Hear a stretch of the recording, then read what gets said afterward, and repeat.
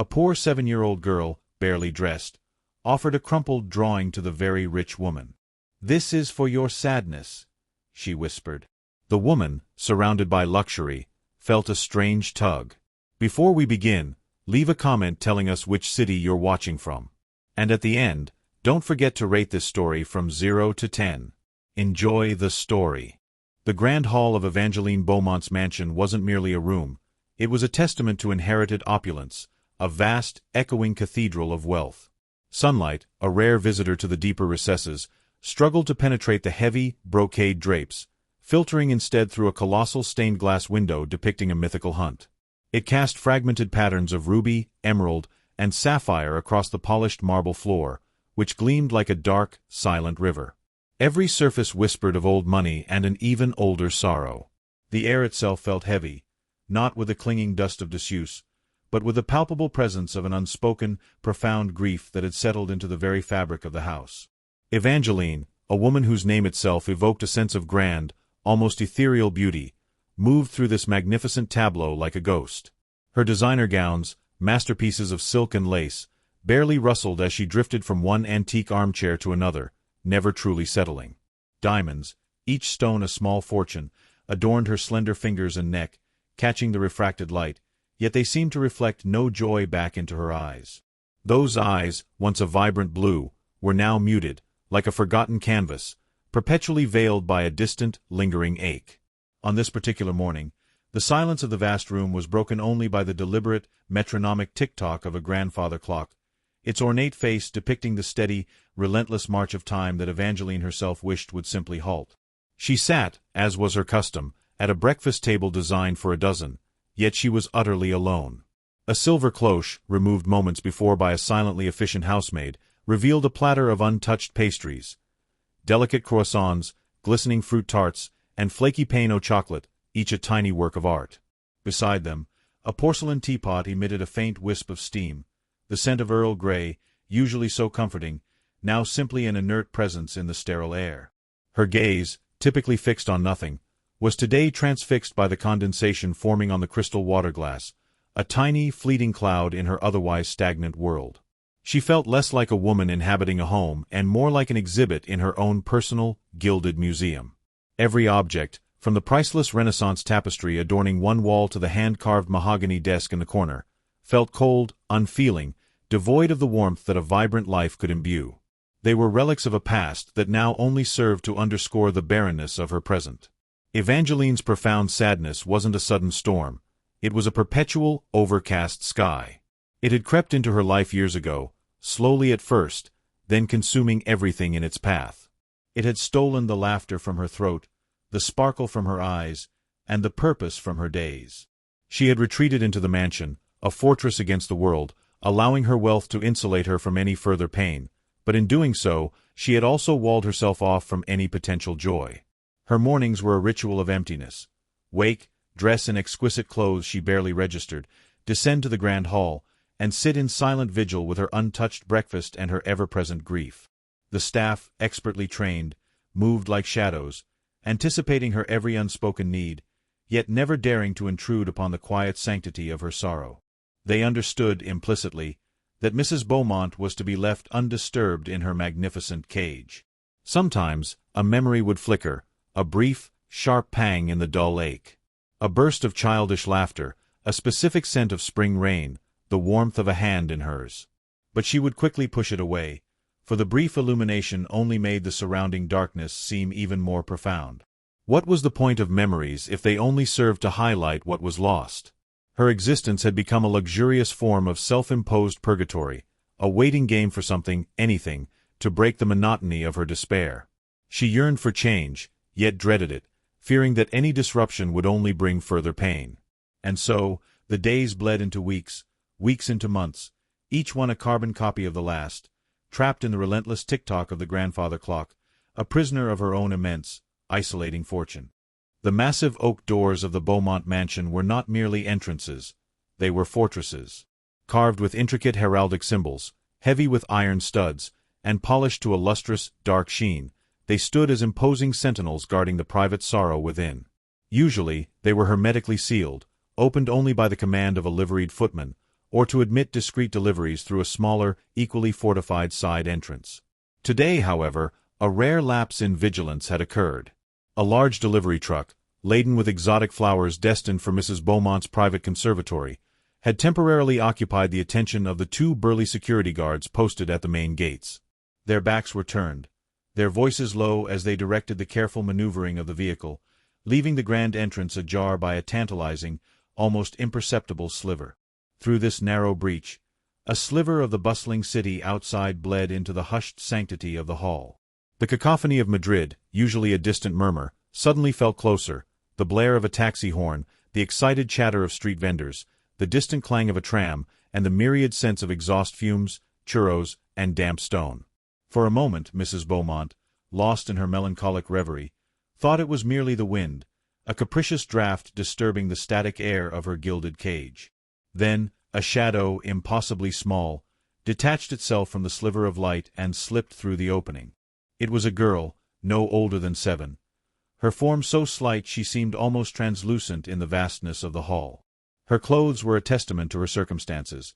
A faded, threadbare dress, too thin for the crisp morning air, hung loosely on her small frame. Patches, carefully sewn and resewn, told a story of countless men's and meager resources. Her bare feet, calloused and smudged with the fine dust of the street, seemed out of place on the gleaming, expensive marble, leaving faint, momentary impressions that quickly vanished. Her dark hair, tangled and uncombed, framed a face that was thin but remarkably expressive, her eyes wide with a mixture of awe and a surprising, almost adult determination. In her small hand, clutched tight like a fragile treasure, was something crumpled and colorful. It was a piece of paper, folded and creased so many times that its original shape was almost lost, yet the vibrant hues of crayon still peeked out from its edges. It seemed incongruous, this small, humble offering, in a hall filled with masterpieces of art and sculpture. The security, usually a ubiquitous and unwavering presence, seemed to have been momentarily ensnared by the logistics of the flower delivery.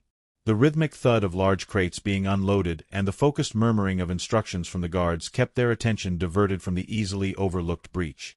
Before anyone could react, before the casual glance of a passing maid could register the anomaly, the girl was already inside.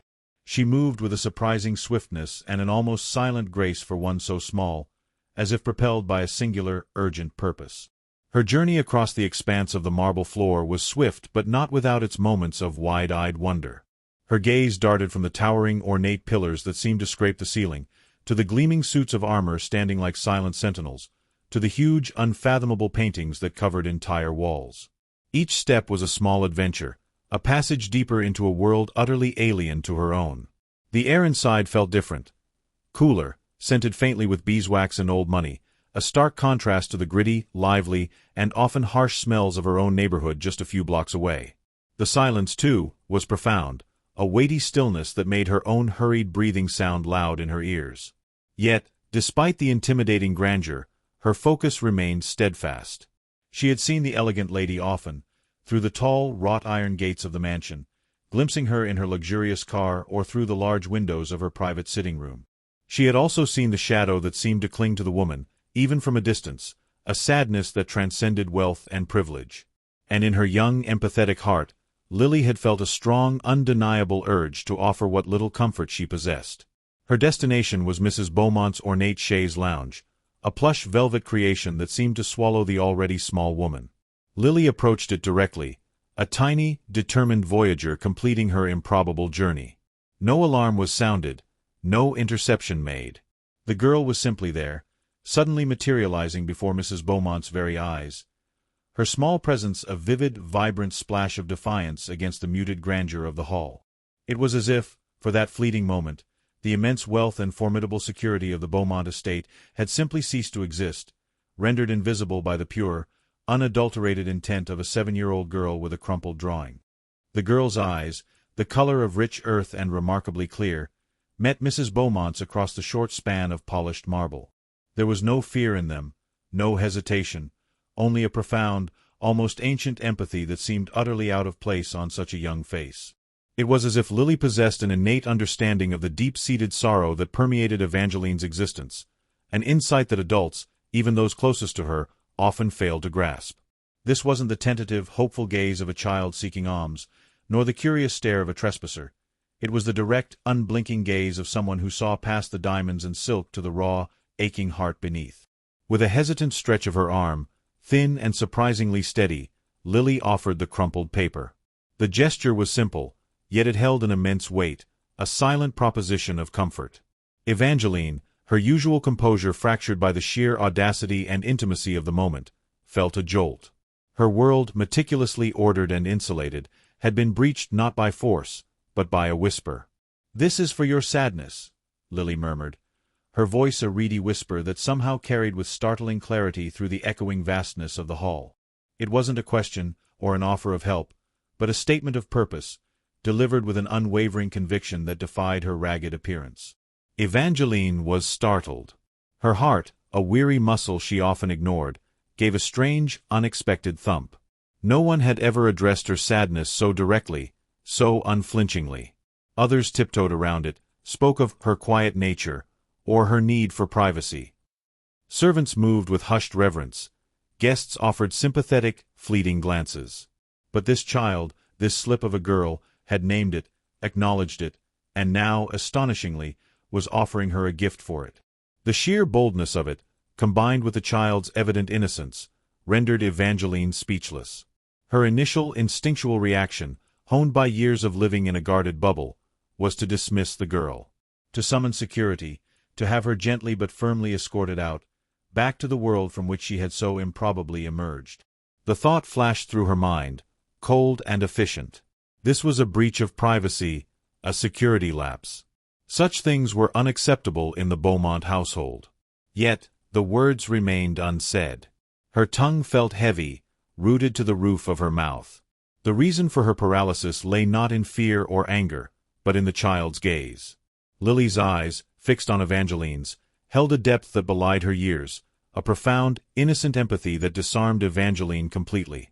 It was as if, in that moment, the child saw not the formidable Mrs. Beaumont, the wealthy recluse, but simply a human being in pain.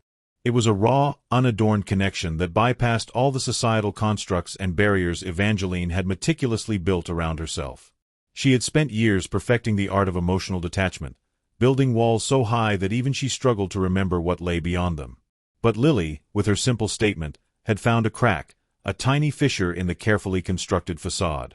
The crumpled paper, still extended, seemed to pulse with a quiet energy. Evangeline's eyes flickered from Lily's unwavering gaze to the small, grimy hand, then to the humble offering. It was a stark contrast to everything else in the room. The priceless antiques, the shimmering crystal, the silk velvet on which she reclined. This was crude, unpolished, clearly made with limited resources, yet it held an honesty, a tangible effort, that was profoundly affecting. It was not a gift from the world she inhabited, a world of calculated gestures and performative sympathy. It was a gift from pure, unadulterated kindness. A strange, unfamiliar warmth began to spread through Evangeline's chest, a sensation she immediately distrusted. It was akin to the tentative touch of sunlight on skin long accustomed to shadow. It was fragile, vulnerable. Her world was controlled, predictable in its sorrow. This child was an uncontrolled variable, a sudden, unpredictable splash of color in her monochromatic existence. The logical part of her mind screamed for her to maintain order, to dismiss the intrusion. But something deeper, something long dormant within her, yearned for the impossible, for the chance to feel something other than the familiar ache.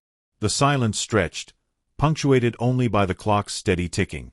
Lily did not waver, did not flinch, did not seem intimidated by the imposing woman or the vast, silent hall. She simply waited, her small hand held steady, her offer suspended in the air between them. Her posture was one of quiet expectation, as if she knew, with an innocent certainty, that her gift, though humble, possessed a power that Evangeline desperately needed. It was this unwavering, pure presence that held Evangeline captive, preventing her from retreating into the cold comfort of her usual solitude. The girl wasn't just offering a drawing, she was offering a moment of genuine human connection, a thread of light into Evangeline's self-made darkness. And for the first time in a very long time, Evangeline felt a compelling, irresistible urge to reach out and take it. Slowly, almost reluctantly, Mrs. Beaumont reached out. Her hand, slender and adorned with glittering rings that caught the morning light, moved with a hesitancy that was utterly uncharacteristic of her usual decisive gestures. She touched the crumpled paper, feeling its coarse texture beneath her fingertips, a stark contrast to the silken smoothness of her gown or the cool, hard facets of her diamonds. She could feel the faint imprints of tiny fingers on its surface, a tangible testament to the child's touch, to the little artist's earnest effort. The paper itself felt warm, imbued with a simple human warmth that felt alien and strangely comforting. She took the offering, her fingers brushing against Lily's. The contact was brief, fleeting, yet it sent a subtle, unfamiliar shiver through her arm. For a moment, she held the crumpled ball, poised between acceptance and dismissal. The security guards, having finally concluded their flower delivery saga, were now turning, their eyes beginning to scan the grand hall, an alarm surely about to register in their professional minds. Evangeline knew she had mere seconds before the spell would be broken, before order would be reasserted, and Lily would be gently but firmly removed. But a powerful, unyielding curiosity, stirred by Lily's unwavering gaze and her earnest words, compelled her to proceed. With a deliberateness born of a sudden, profound decision, Evangeline began to unfurl the paper. It resisted at first, its many folds stubbornly clinging to their crumpled shape, a testament to how tightly it had been clutched, how many times it had perhaps been folded and refolded by small hands. She smoothed it out gently, her movements surprisingly delicate for a woman who rarely touched anything unrefined. As the paper slowly yielded, revealing more of its vibrant contents, a gasp, almost imperceptible, escaped her lips. The drawing, rendered in vibrant, almost defiant crayons, burst forth from the dull paper.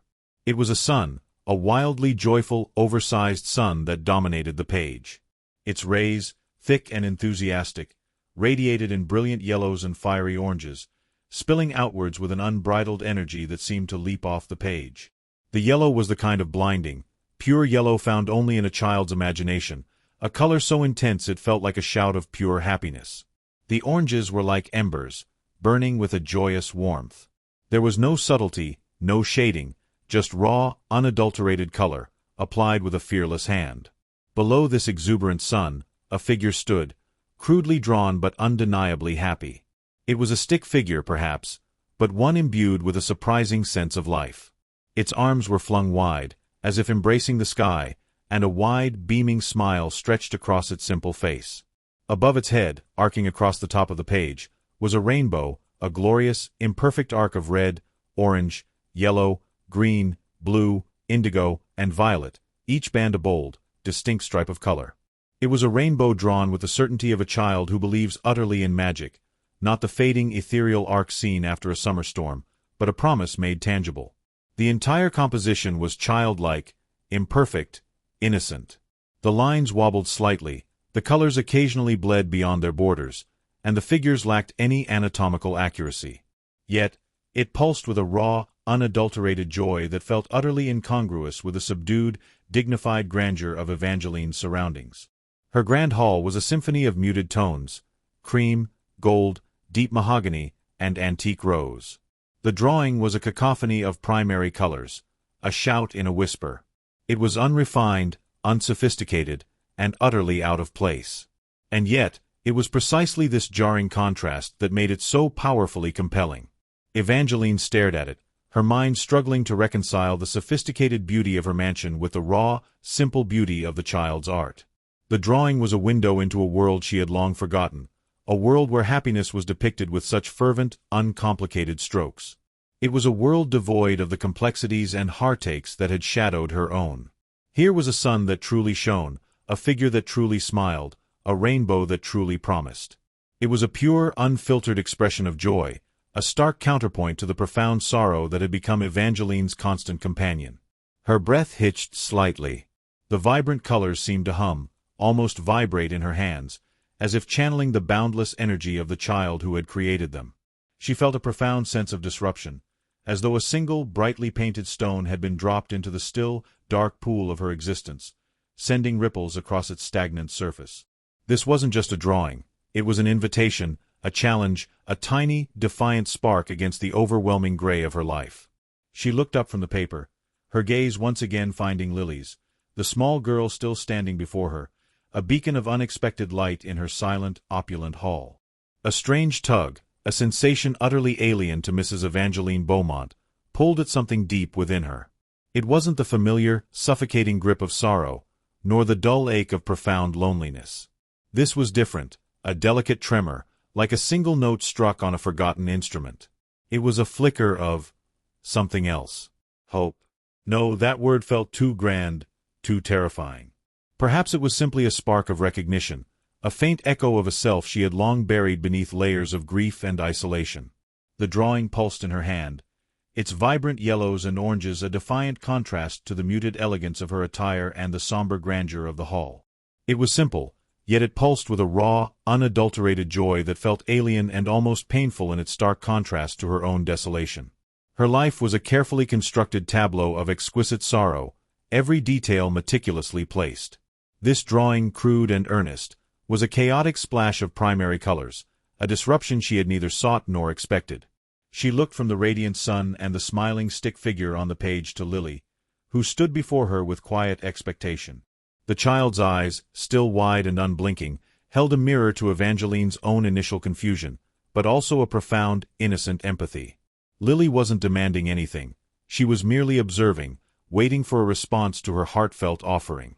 There was no pity in the child's gaze, which Evangeline detested, nor was there the detached curiosity of a stranger.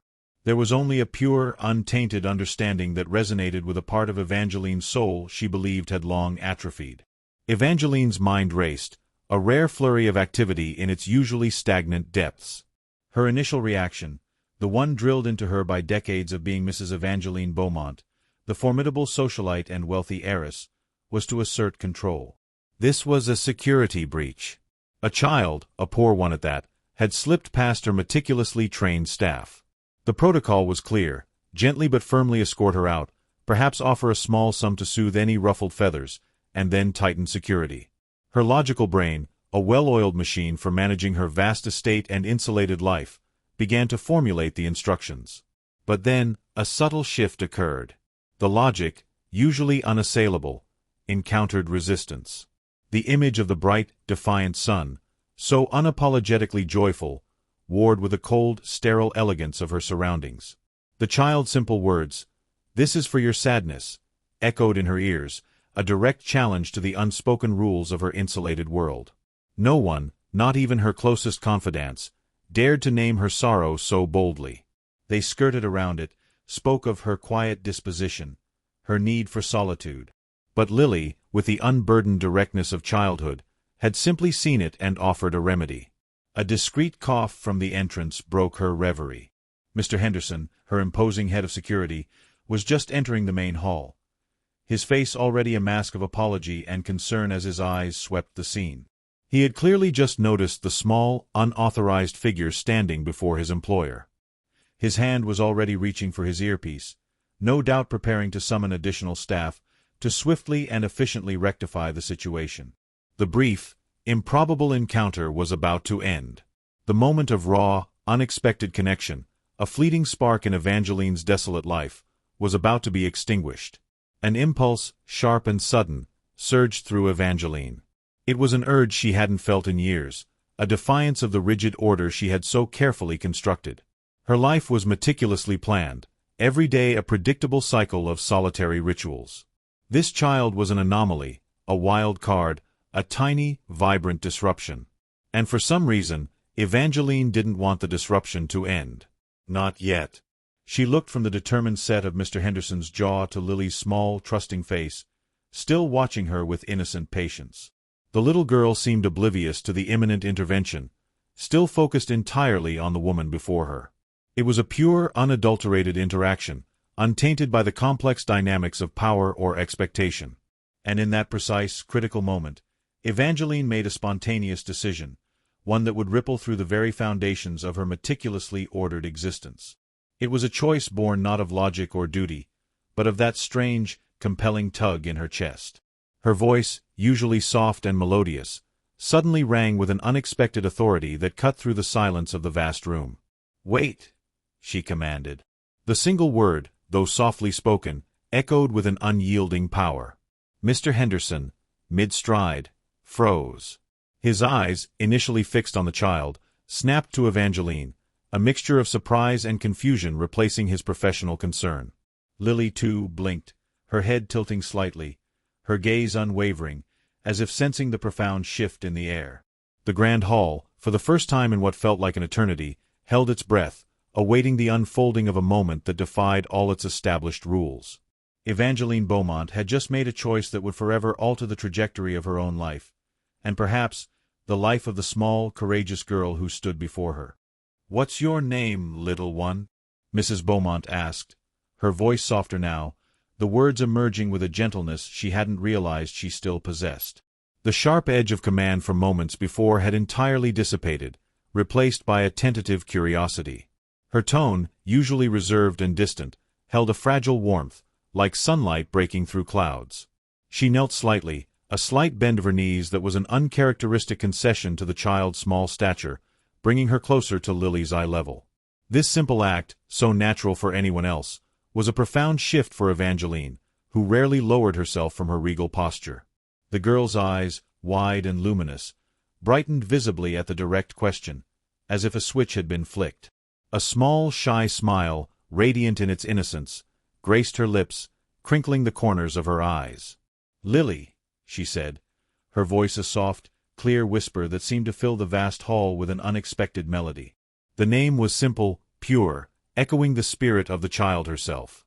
Evangeline repeated it mentally, tasting its sound. Lily. It suited her, a delicate flower blooming in the most unlikely of places. "And why? Why did you give me this?" Mrs. Beaumont asked, her voice still laced with wonder, as she gently unfurled the crumpled drawing once more, holding it up for Lily to see. She gestured to the exuberant sun and the joyful stick figure, her gaze moving from the crayon colors to the child's face. The question wasn't accusatory, but genuinely inquisitive. She sought to understand the impetus behind this extraordinary, unbidden gift that had so profoundly unsettled her. Lily tilted her head slightly, her expression one of innocent certainty. She looked at the drawing, then back at Evangeline, as if explaining the most obvious truth in the world. "Because you looked sad," she said simply, her words a direct, unvarnished statement that once again cut through all of Evangeline's elaborate defenses. There was no judgment, no pity, just a child's direct observation. "And colors make happy." Her small finger, smudged with what looked like a bit of dirt and faint crayon residue, pointed to the bright yellow sun. Lily's explanation was so uncomplicated, so utterly devoid of pretense, that it landed with the force of revelation. Evangeline felt a strange tremor run through her. "Because you looked sad." It was a mirror held up to her soul by an unlikely hand. "And colors make happy." Such a simple philosophy, yet it felt like a profound truth that she, in her adult complexity and sorrow, had long forgotten. She remembered a time, long, long ago, when colors did make her happy. A childhood filled with vibrant hues, scraped knees, and the boundless joy of creation. She had loved to draw, to paint, to bring imaginary worlds to life with crayons and watercolors. But that had been before. Before the heavy shroud of grief had settled over her life, before joy had become a distant, unreachable shore. Lily's words were a tiny, almost imperceptible key turning in a locked door within her heart. Evangeline studied the child, truly studied her. Lily stood there, small and vulnerable, yet radiating an undeniable strength, an unyielding brightness that refused to be dimmed by her evident poverty. Her tattered clothes and bare feet spoke of hardship, but her eyes, brimming with an almost spiritual light, spoke of an inner resilience. There was no artifice about her, no ulterior motive. She simply saw sorrow and offered what she had to give, a piece of her own childish joy. A sudden idea, so clear and compelling it felt like a visitation, bloomed in Mrs. Beaumont's mind. It was an impulsive thought, entirely unlike her meticulously calculated decisions, yet it felt undeniably right. The grandeur of the hall, the wealth that surrounded her, the empty luxury. It all suddenly seemed too vast, too cold, for one lonely woman. What if this small, vibrant being, this Lily, could bring more than a fleeting moment of light? She extended her hand, not to take the drawing back, but to offer it. Her hand hovered in the air between them, a silent invitation. Her gaze softened further, losing the last vestiges of its distant reserve. "Would you like to stay for some breakfast, Lily?" The words were hesitant, almost a question to herself as much as to the child. It was a monumental departure from her routine, an unprecedented act of spontaneity. Never in her adult life had she invited a stranger, let alone a child from the streets, to share a meal in her private dining hall. Lily's eyes, which had been fixed on the drawing, now darted to Evangeline's face, then to the untouched spread on the enormous table. A flicker of surprise, then a slow, cautious wonder, spread across her features. Her small stomach, no doubt accustomed to the pangs of hunger, probably rumbled in anticipation. But it wasn't just the promise of food that captivated her. It was the warmth in the lady's eyes, the unexpected kindness in her voice. A moment of silence stretched between them, a delicate pause pregnant with possibility. The tick-tock of the grandfather clock seemed to amplify, marking the weight of the decision. Then, slowly, almost imperceptibly, Lily's head bobbed. A shy, delighted nod. It was a tiny gesture, but it held the weight of an acceptance, a bridge tentatively extended between two vastly different worlds. Evangeline felt a lightness she hadn't experienced in years, a tiny flutter in her chest. The silent, grand hall suddenly seemed less imposing, less cold, infused with the fragile promise of something new. Lily, though hesitant at first, moved with surprising grace towards the enormous dining table, a piece of dark, polished mahogany that could comfortably seat 20. Its surface gleamed under the soft glow of a crystal chandelier, reflecting the towering silver candelabras that stood untouched.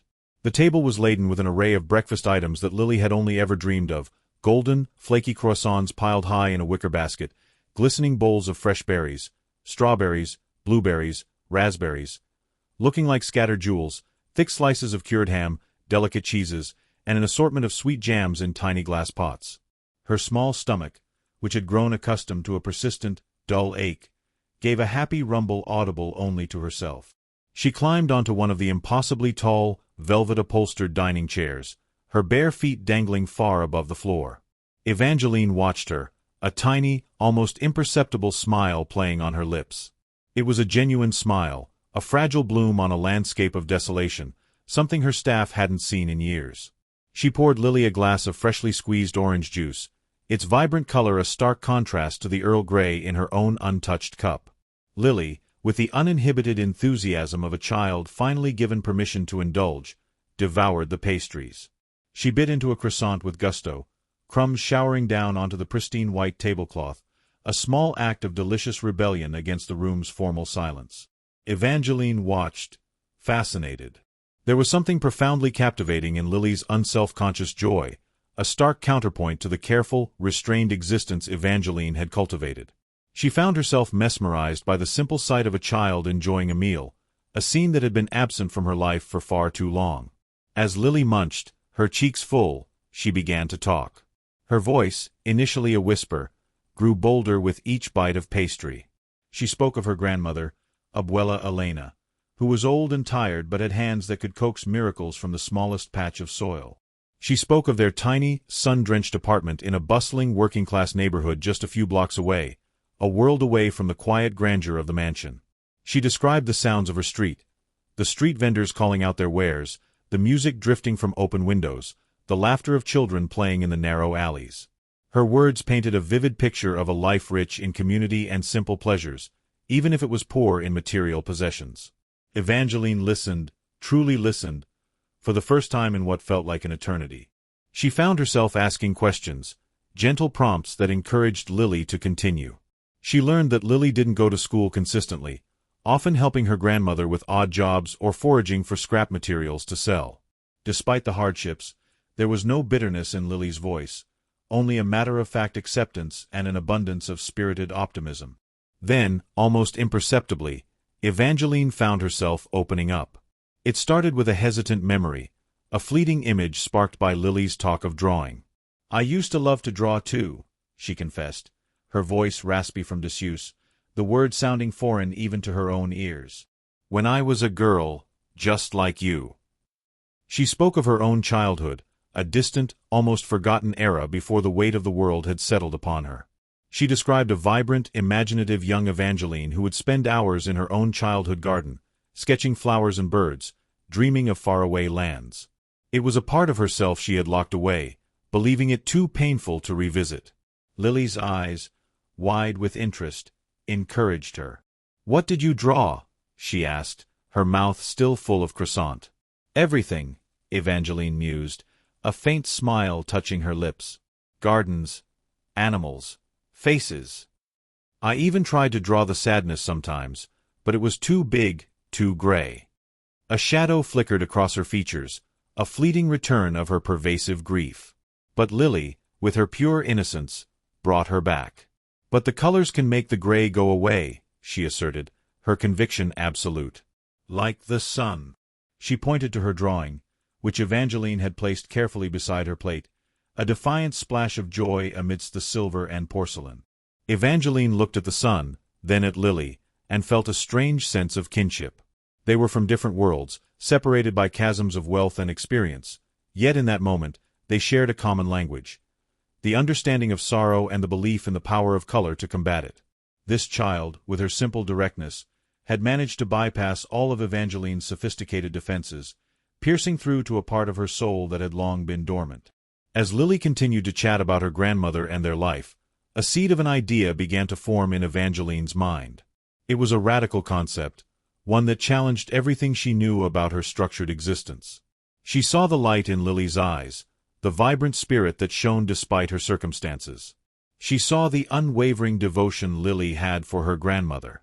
And she saw, reflected in Lily's simple drawing, a reminder of the joy she had once possessed, a joy she now yearned, with a sudden aching intensity, to rediscover. The grand hall, once a monument to her private sorrow, suddenly felt too big, too empty, too cold for just one person. It needed life, it needed laughter, it needed color. And perhaps, just perhaps, Lily and her grandmother were the missing hues. The idea that had been a faint shimmer in Evangeline's mind during breakfast now coalesced into a clear, compelling vision. It was a radical departure from her secluded life, a proposition that would shatter the careful equilibrium of her grief. Yet, as she looked at Lily, still munching happily on a piece of brioche, the child's innocent joy a potent antidote to her own lingering sorrow, the decision felt not only right but inevitable. "Lily," Evangeline began, her voice gaining a new timbre, a quiet strength she hadn't accessed in years. Lily looked up, her bright eyes expectant. "You mentioned your grandmother, Abuela Elena. Does she live nearby?" Lily nodded, swallowing her last bite. "Yes, just a few streets away. She's very good at making blankets, but her hands hurt a lot now, so it's hard for her to work." A flicker of concern crossed the child's face, a mature understanding of their shared struggle. Evangeline's gaze softened even further. This was not about charity, she realized. Charity was a detached act, a transaction of money for alleviation. This was about something more profound, something that would benefit them both. She saw in Lily's fierce loyalty to her grandmother a mirror of the love she herself had known, a love she sorely missed. "Lily," Evangeline continued, choosing her words carefully, "I have a very large house, as you can see, and a very large garden. It needs a lot of care, and I find myself in need of some help and some company." She paused, allowing the weight of her words to settle. "I would like to make you and your grandmother a proposal." Lily's eyes widened, her small body tensing with a mixture of apprehension and curiosity. Mr. Henderson, still hovering discreetly near the entrance, shifted his weight, his professional vigilance now tinged with undisguised bewilderment. "This is not a matter of charity," Evangeline explained, anticipating any potential misinterpretation, her voice clear and firm. "It's a partnership. My estate has a charming small cottage, separate from the main house, but still on the grounds. It's warm, it's comfortable, and it has a beautiful little garden patch. I would like to offer it to you and your grandmother to live in." Lily's jaw dropped slightly, a crumb of pastry still clinging to her lip. The concept seemed too grand, too fantastical, to grasp. Evangeline pressed on, elaborating on the offer. "Your grandmother, with her green thumb and her gentle touch, could help manage the estate gardens. They are extensive, and I confess, I've neglected them. I believe she would bring them back to life. And for you, Lily, Evangeline looked directly into the child's eyes, a rare, direct plea in her own. You would have a safe, stable home. You would attend the best schools. You would have access to books, to art supplies, to anything that would help your wonderful talent flourish. She gestured briefly to the drawing that still lay on the table between them, a silent, colorful witness to this improbable exchange. In return, Evangeline concluded, a faint smile touching her lips, you would both bring life back into this place. Your grandmother's skill, and your spirit, Lily. Your joy. Your unique way of seeing the world. That, my dear, would be an invaluable gift to me. The enormity of the offer hung in the air. For Lily, who had known nothing but the constant struggle for survival, the concept of a warm home, guaranteed meals, and formal education was staggering. She thought of her grandmother, whose hands trembled more each day from the cold and the endless work, whose coughs grew more frequent in their damp apartment. She thought of the nights when the hunger pangs were too sharp to ignore. And she thought of the worn-out crayons she shared with other children in the alley, dreaming of colors she couldn't afford. Tears, big and sudden, welled up in Lily's eyes, not of sadness, but of overwhelming, unbelievable relief and joy. They spilled over, tracing clean paths down her dusty cheeks. She didn't speak, but her small body began to tremble, and then, with a sob, she launched herself from the chair and threw her arms around Evangeline's waist. It was an impulsive, uninhibited embrace, the first genuine physical contact Evangeline had experienced in years that wasn't a perfunctory handshake or a polite social touch. Evangeline stiffened for a fraction of a second, surprised by the unexpected contact, but then, slowly, tentatively, her own arms rose. She wrapped them around Lily's small, shaking frame, holding the child close. The warmth of Lily's body, the feel of her tangled hair against Evangeline's silk gown, was a sensation so profoundly intimate, so utterly human, that it brought a fresh wave of unfamiliar emotion crashing over Evangeline. It wasn't a painful wave, but one of tenderness, of a long-dormant capacity for love awakening. Lily pulled back, her face still tear-streaked but radiant. "Yes," she whispered, her voice choked with emotion. "Yes, Mrs. Beaumont. Oh, thank you. Thank you so much." Her conviction was absolute, her acceptance immediate. Evangeline smiled, a wide, genuine smile that transformed her face, making her look years younger, shedding the shroud of sorrow that had perpetually veiled her features. "Please, Lily," she said, her voice soft with affection, "call me Evangeline."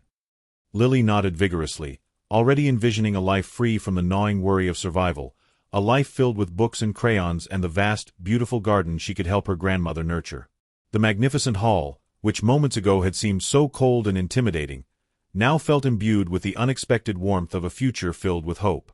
And for Evangeline, the decision to extend her hand had not been a surrender of her solitude, but a miraculous reclamation of her very soul. Days turned into weeks, and weeks into months, each passing moment weaving a new, vibrant tapestry into the formerly muted existence of the Beaumont estate. The move was orchestrated with Evangeline's characteristic efficiency, yet imbued with a new-found tenderness. Lily and Abuela Elena settled into the charming cottage nestled amidst the estate's sprawling grounds. It was a picturesque dwelling, with climbing roses already beginning to wind their way up its stone walls and a small, inviting porch that looked out onto a verdant stretch of lawn. Inside, it was modest but impeccably furnished, a stark contrast to their previous cramped apartment. For Lily, the novelty of a proper bed, a kitchen with running water, and a quiet corner just for her books felt like a dream come true.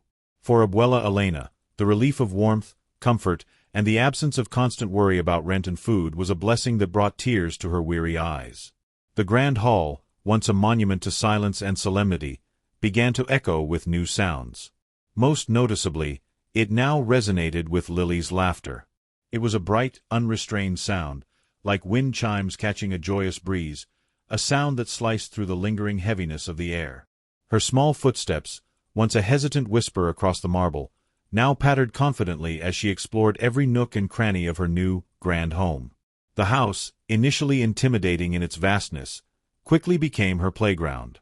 She would slide down the polished banisters, peeking into forgotten drawing rooms, and imagining stories within the grand tapestries that lined the walls. Evangeline, observing these transformations, felt a profound shift within herself. She found herself spending less time in her private sitting room, lost in melancholic reverie, and more time in shared spaces. Mornings, which had once been a solitary ritual of untouched breakfast and deep introspection, now often included Lily. Lily would skip down from the cottage, sometimes clutching a new drawing, eager to share her latest discovery or ask 1,000 questions about the sprawling estate. Evangeline, surprisingly, found she had answers, and even more surprisingly, found joy in sharing them. She spoke of the history of the house, the lives of her ancestors, weaving tales that captivated Lily's imagination. Her relationship with Abuela Elena, too, blossomed into a quiet companionship. The old woman, initially wary of such grand generosity, quickly realized Evangeline's sincerity. Abuela Elena possessed a wisdom born of hardship and a profound connection to the earth. She began to work in the estate gardens, her gnarled hands, though arthritic, performing miracles. What had once been merely a backdrop to Evangeline's life transformed under Abuela Elena's care into a riot of color and fragrance.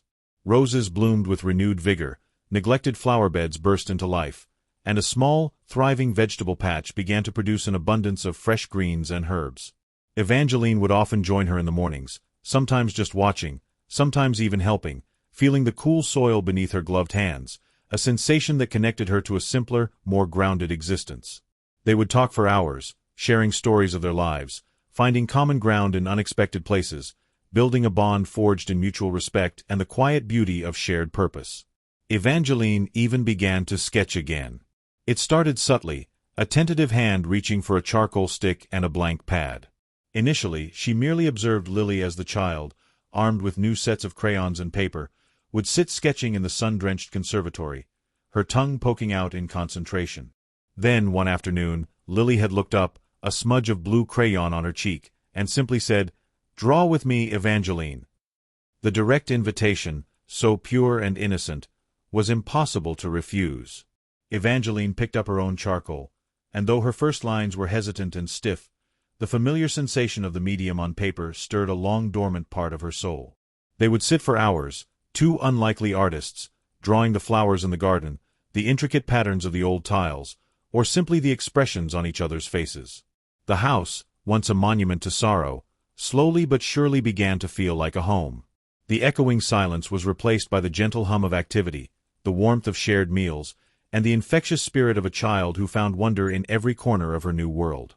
Mrs. Beaumont, the reclusive millionaire, was gradually shedding her layers of grief. The permanent shadow that had clung to her features began to lift, revealing glimpses of the kind, thoughtful woman she had once been, a woman who was capable of laughter, of connection, of profound joy. The transformation wasn't instantaneous or complete. Grief leaves scars. But the deep, impenetrable wall she had built around her heart now had a beautiful, sun-drenched doorway, through which a small, vibrant girl and her wise grandmother had entered, bringing with them the precious gifts of life, color, and laughter. The mansion was no longer just an opulent building. It was becoming a living, breathing testament to the healing power of an unexpected bond. Years passed, not just in the relentless ticking of the grandfather clock in the grand hall, but in the vibrant, flourishing life within the Beaumont estate. Lily, the small, barefoot girl who had once slipped through the gates with a crumpled drawing, blossomed into a bright, confident young woman. Her childhood was filled with the richness that Evangeline's wealth could provide. Excellent schools where her quick mind thrived, endless books that fueled her vivid imagination, and the finest art supplies that allowed her innate talent to flourish. Yet, she never lost the pure, empathetic spirit that had first drawn Evangeline to her. She retained her directness, her genuine warmth, and a unique way of seeing the world that transformed the mundane into the magical. She grew taller, her limbs lengthened, and her hair, once tangled, was now a shining cascade, but her eyes, those intelligent, compassionate windows to her soul, remained unchanged. Mrs. Beaumont, the very rich woman, once consumed by an unyielding sadness, found her heart lighter, filled with a newfound purpose and a deep, abiding affection for Lily. The transformation wasn't a sudden, miraculous erasure of her grief. Loss leaves indelible marks, and memories, even cherished ones, can still bring a pang of melancholy. But the once impenetrable wall around her heart had not just cracked. It had crumbled, replaced by a beautiful, sun-drenched doorway through which joy and connection flowed freely. The permanent shadow that had veiled her features lifted, revealing the kind, thoughtful woman she had always been beneath the layers of sorrow. Her laughter, once a foreign sound, now bubbled up naturally, a rich, resonant melody that harmonized with Lily's own. Their relationship deepened into something profound and beautiful, a bond that transcended conventional labels. Lily was not merely a ward, nor Evangeline simply a benefactor. They were family, woven together by an act of unexpected grace and the shared rediscovery of joy. Evangeline became the grandmother Lily had never truly known, offering guidance, wisdom, and a love that was fiercely protective yet gently nurturing. Lily, in turn, became the light that illuminated Evangeline's world, drawing her out of her isolation, filling her days with youthful energy, curiosity, and an endless stream of fascinating observations. The house, once a silent museum of sorrow, was now truly a home. The grand hall, so imposing in its former emptiness, became a lively space where Lily practiced her violin, where spontaneous games of charades erupted during family evenings, and where the rich scent of Abuela Elena's cooking often wafted in from the distant, once formal kitchens. The mansion, which had seemed too vast for one lonely woman, now felt perfectly sized for the vibrant life it contained. Together, the three women cultivated a beautiful garden on the estate, a true labor of love that became a living testament to their shared journey. Abuela Elena, with her profound knowledge of plants and her unwavering dedication, transformed neglected patches into breathtaking landscapes. Roses, once straggly, now bloomed in magnificent profusion, their petals a riot of color. Fragrant herbs intertwined with delicate wildflowers, attracting butterflies and hummingbirds that flitted through the air like living jewels. Evangeline, no longer just a spectator, actively participated, her hands now comfortable with soil and pruning shears. She learned the names of flowers, the nuances of light and shadow, and the quiet rhythm of growth. Lily's contribution was the artistic vision. Inspired by her early drawing, she designed sections of the garden as living canvases. There was a sunburst corner, ablaze with yellow and orange marigolds, sunflowers, and nasturtiums, always bathed in the brightest light.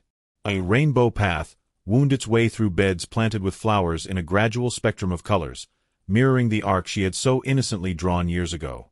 This garden was more than just a collection of plants. It was a physical manifestation of their collective healing, a space where beauty bloomed from what was once barren. The story of the poor 7-year-old girl and the very rich woman became a cherished tale, often retold with a warm smile over cups of tea in the sun-drenched conservatory. It was a reminder that wealth alone cannot buy happiness, but an open heart and the courage to accept an unexpected gift can unlock a richness beyond measure. Lily, now poised on the brink of her own adult life, pursued her passion for art, often painting portraits of the vibrant gardens, her beloved Abuela Elena, and most frequently Evangeline, whose eyes now sparkled with a wisdom born not of sorrow, but of profound love and rediscovered joy. The last image of them would often be in that very garden, Abuela Elena tending to her prized roses, Evangeline sketching quietly on a bench, and Lily, perhaps, laughing as a butterfly landed on her hand, surrounded by the riot of colors they had nurtured together. It was a tableau of contentment, a living, breathing testament to the day a small, crumpled drawing, offered with simple, pure intent, brought immense happiness to a lonely heart and transformed an opulent mansion into a truly joyful home.